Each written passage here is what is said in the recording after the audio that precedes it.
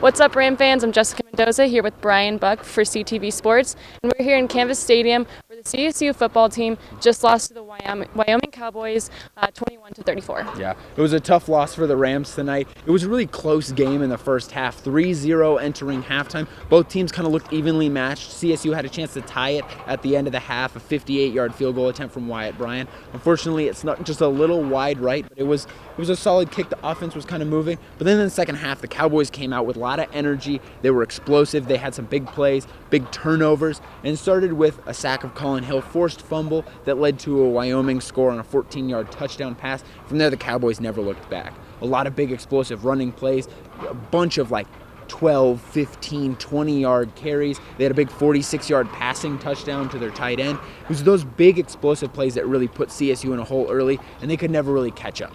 Yeah, and to put the whole offense in perspective, Wyoming had 291 rushing yards, while CSU could only have 20 carries for 20 yards. So there was a big differential there. Also, Colin Hill did throw 2 picks tonight. The team kind of touched on that, saying that it's not something different. We've been seeing that the last couple of games. There have been a lot of turnovers. So it's not a Colin Hill thing. It's not a KJ Carter-Samuels thing. I think it's just something that our whole offense has to figure out, the team as a whole.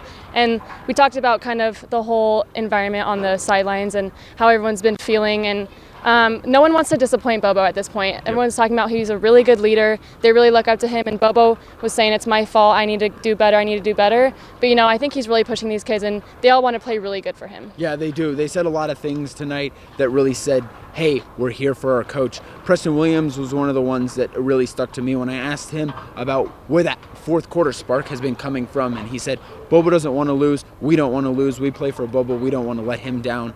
That's a big thing. And a lot of players are saying the same thing, that, they don't want to let their coach down. They're saying it's not on our coaches, it's on us to execute. And that's a big thing. Some of the players that we've really seen step up in the fourth quarter and kind of late third quarter as well, when this team starts to get down. Colin Hill last week was really great on his last 2 drives. In the last couple drives tonight, really good. 3 touchdowns and 3 of the last 4 drives. Marvin Kinsey is another guy who's been really effective. You mentioned 20 carries for 20 yards for the CSU offense. Well, 2 of those came on Marvin Kinsey carries for 25 yards, both touchdowns. He was kind of the spark for the offense tonight, which was big for the Rams. And I think he's going to be a guy to look for going forward for this Rams team. If they want to spark that energy he has in the second half. And it's not just the past couple weeks. We saw it in the Florida game a little bit. We've seen it in a lot of games where CSU has been down. Marvin Kinsey, he's a bruiser in the end, and I think he's a guy who's going to start stepping up. He did step up in the second half tonight. Yeah, and nobody on this team wants to give up. There's still a lot that they want to fight for, and Colin Hill said it himself. We still have things to fight for.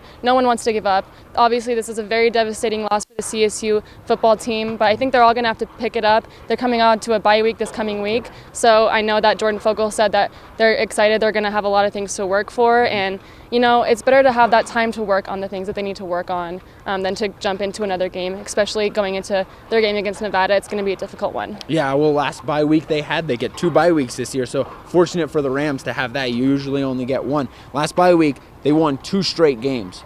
And they talked a lot about how the competition generated in that bye week, the energy, the need to step it up after a couple consecutive losses right before that bye week, really pushed them to be successful the next 2 games. So that's going to be big going forward for the Rams, and I think it'll allow them to kind of push forward. Yeah, they do get a road game against Nevada, who's a good football team and has been playing well recently in the Mountain West Conference. But Jordan Fogel, you mentioned he was talking about how, this team wants to play for the coach. He also mentioned that he feels like this team is close. You look at the first half, you look at the fourth quarter, these are really this is a really close football game. It was really that third quarter where Wyoming built up their lead that hurt the Rams. So I think there are a couple key adjustments away. They need to work on their fundamentals, and they need to lock down a little bit better and not let the game slip away too far from them. But if they can find out how to dial up that energy like they did in the last bye week, they got it going for them. But like you said, bye week, then they'll take on Nevada on the road. They're now 3-6 after that loss overall, 2-2 in the Mountain West. They got to win their last 3 games if they want to make a bowl.